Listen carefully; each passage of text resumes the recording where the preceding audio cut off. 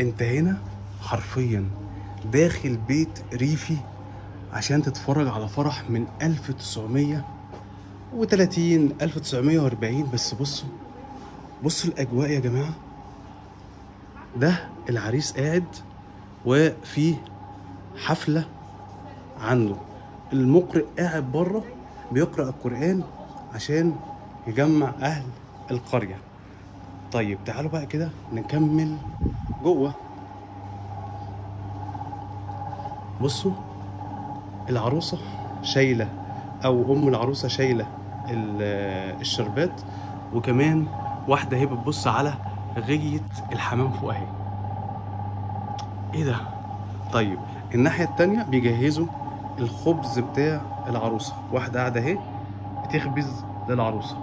الجو بالكامل حرفيا محسسك ان انت موجود في بيت ريفي من زمان. طيب نكمل. هقول لكم انا فين دلوقتي. انا هنا في المتحف الزراعي.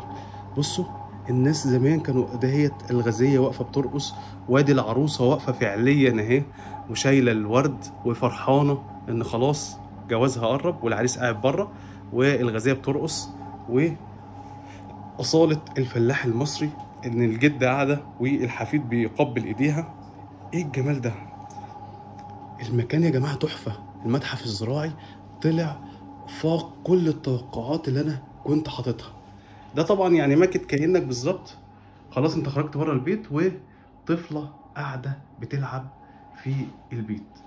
منظر الجو بالكامل بيحسسك ان انت فعليا في بيت ريفي، بالمشروبية، بالشباك، بالاجواء اللي بتقدم لك الشربات، بقعدات السيدات مع بعض. ملامح بصوا عامله ازاي الملامح. بصوا الملامح عامله ازاي، بالزير باللي طالع عشان تبص على برج الحمام من فوق. ايه ده؟